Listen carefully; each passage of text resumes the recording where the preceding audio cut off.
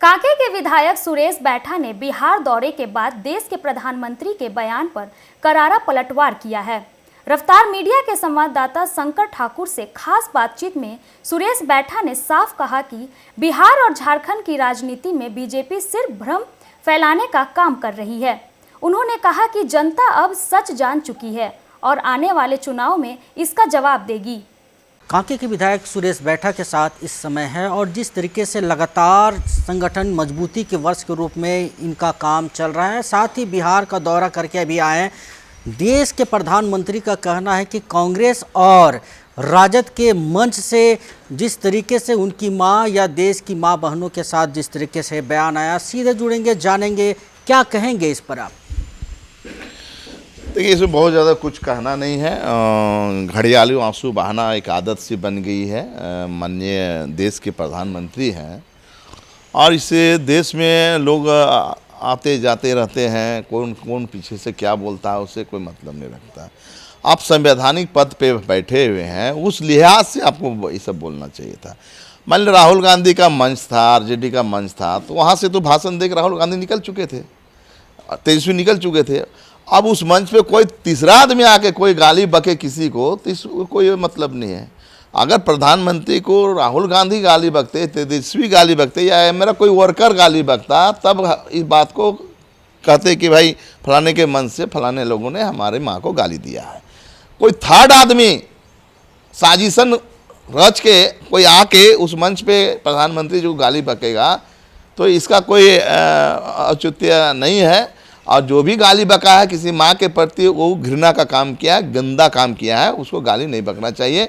लेकिन जब जांच उपरांत पता चला कि वो बीजेपी का ही अल्पसंख्यक का कोई कार्यकर्ता है, तो देखिए, भारतीय जनता पार्टी तो भाई आग लगाने वाला काम करती रही है और शुरू से इस देश में। चाहे आडवाणी के टाइम में रथ यात्रा निकाला तो कितने लोगों का हाथ पैर टूटा, कितने लोगों का क्या हुआ, ये सारा चीज़ है। ये लोगों को, ये दो उपद्रव पे राजनीति करता है। ये राजनीति लोग का तहस नहस करने की राजनीति होती है। किसी घर को धंसा देना, बुलडोजर चलवा देना, इस तरह की राजनीति करते हैं। इसी को लेके कल बिहार बंद का भी ऐलान किया गया है, तो इसको कैसे जोड़ रहे हैं? देखिए, लोकतांत्रिक देश है और उस तरह का अगर इस एक गाली के नाम पर अगर देश को, बिहार को बंद कराने का ये लोग अगर करा रहे हैं तो करने दे, इसमें कोई दिक्कत नहीं है। लगातार कांग्रेस कार्यालय में महिला का विंग के द्वारा भी घेराव किया गया और सीधे महिलाओं का कहना है कि पुरुषों के द्वारा महिला विंग जो बीजेपी के थे उनके ऊपर वार किया गया। इसको कैसे देखें? देखिए, अब कोई इश्यूज इन लोग के पास नहीं है। जो इश्यूज को राहुल गांधी ने उठाए हैं, आदिवासी, दलित, पिछड़ी, अल्पसंख्यक का जो इश्यूज को उठाए हैं, जनगणना का जब बात कर रहे हैं, जाति जनगणना की बात कर रहे हैं, ये सारा इश्यूज जो है पूरा नेशनल लेवल का इश्यूज है। और इश्यूज को उठाए राहुल गांधी तो बहुत सोच समझ के उठाए हैं। अभी वोट चोरी का जो उन्होंने मुद्दा को उठाए हैं तो गलत नहीं उठाए हैं। आप मान लो 6 महीने पहले चुनाव होता है महाराष्ट्र में और उसी वोट से चुनाव लोग जीतते हैं, हारते हैं और अचानक 1 लाख वोटर बढ़ जाता है, तो कहाँ से लोग पैदा ले या तुरंत में वोटर। अब बिहार में उसी के हिसाब से चलने की कोशिश किया था, लेकिन राहुल गांधी जी इस पर रिसर्च कराए, खोजबीन कराए कि भाई आखिर इस तरह का क्यों हो रहा है। 65 लाख मतदाताओं को हटा देना ये कहीं से शोभा नहीं देता। इतनी बड़ी आबादी से वोटरों को हटा देना निश्चित रूप से साजिश है। इसमें एनडीए सरकार की, माननीय मोदी जी का, आपका जो अमित शाह जी का, ये सारा मिला जुला है। और चुनाव पहली दफ़ा हमने देखा है कि इस लोकतंत्र की हत्या करने का प्रयास की गए। जब हम लोग वोटर हुआ करते थे टीएन सेशन के टाइम में, फर्स्ट टाइम उन्हीं के टाइम में हम लोग वोटर हुआ किए और उनके टाइम में लगा कि हाँ, टीएन सेशन एक बहुत अच्छा चुनाव आयुक्त है और उनके द्वारा जो इस तरह का जो है वोटर आईडी कार्ड बनवाया गया और उस समय लगा कि सही में लोकतंत्र है। लेकिन जिस तरह से हाल के 10-15 सालों में देखने को मिला है, ये लोकतंत्र में चुनाव पद्धति को डिस्टर्ब किया गया है। अपने तौर तरीका से चुनाव आयुक्त नियुक्त की जाती है, विपक्ष के नेता के सहमति से लिया जाता था, लेकिन आज विपक्ष के नेता की सहमति चुनाव आयुक्त को नियुक्त करने का नहीं रह गया। अपने हिसाब से चुनाव आयुक्त नियुक्त करते, वो जो चाहते हैं, जैसा चाहते हैं, जिसको हटाना है, जिसको घटाना है, ये काम भारतीय जनता पार्टी के लोग के द्वारा की जा रही है। इसलिए राहुल गांधी जी ने पर्दाफाश कर दिया है कि एक परिवार से 45 गो बच्चा, कहीं 1000 गो आदमी, कहीं 500 आदमी एक ही एड्रेस पे, तो ये आखिर विसंगति है। तब तो ये वोट चोर का नारा दिया गया है। ये लोकतंत्र में इस तरह का अगर करेगा तो हम लोग सड़कों पर उतर कर हम लोग काम कर रहे हैं और करेंगे। बिल्कुल। लास्ट जो प्रश्न है कि देश का बड़ा पर्व कर्मा झारखंड में आज मनाया जा रहा महापर्व प्राकृतिक को क्या कहेंगे अपने वासी और देशवासियों को?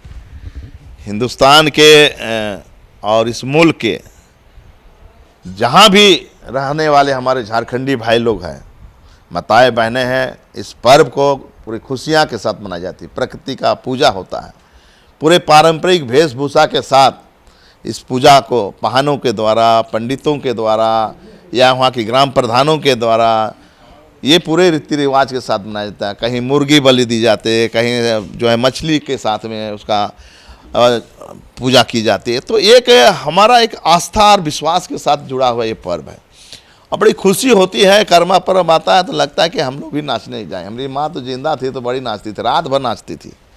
तो याद आता है और बहन अपने भाई के लिए, उसके लंबी उम्र के लिए कामना करते हैं कि मेरा भाई स्वस्थ रहे, चंगा रहे, जहाँ भी रहे अच्छा से रहे। इसलिए इस पर्व को मनाया जाता है और इसी उपलक्ष्य में आज हमने देखा है अभी साड़ी है, बहुत सुबह से साड़ी हम दे रहे हैं बहनों को, रोटी कपड़ा मकान जिस तरह कहा जाता है। तो हम प्रयास कर रहे हैं कि हमारे यहाँ के विधानसभा के सभी बहनों के घर में धीरे धीरे ही सही, लेकिन हम तन ढकने का काम, खुशियाँ मनाने का काम हम कर रहे हैं। और कल खिलाड़ी बुढ़ऊ में भी इस तरह का हम लोग आयोजन करके लोगों को लाल पार साड़ी, जो आस्था का पर्व है, विश्वास का पर्व है, जो सुख शांति समृद्धि का पर्व है, जो संदेश देता है इस साड़ी को हम लोगों के बीच में वितरण कर रहे हैं। संभव पूरा नहीं हो सका है सबों के घर में, लेकिन यथासंभव कोशिश कर रहे हैं। आने वाला साल ईश्वर ने चाहा तो और इससे ज़्यादा हम लोगों को खुशियाँ देने का काम करेंगे, उनको मदद करने का काम करेंगे। ये तो अभी देख रहे थे कि कांके के विधायक श्री सुरेश बैठा जी हमारे साथ थे और बेबाक तरीके से इन्होंने जिस तरीके से मोदी का, जो देश के प्रधानमंत्री का जो बयान आया रहा था सामने कि राजद और कांग्रेस के मंच से जो बयान दिया गया मां को अपमान करने की, वो कहीं ना कहीं एक सवाल खड़ा कर रहा था। लेकिन साफ तौर से इनका कहना है कि राजनीतिक में जिस तरीके से दाव पेच खेली जाती है और साफ तौर से वो सामने आती है, बिहार में चुनाव होने वाली है, इसको लेके नेता जो वो अपने नए तरीके का इस्तेमाल करते हैं। अपने सहयोगी मुकेश के साथ शंकर ठाकुर, रफ्तार मीडिया के लिए।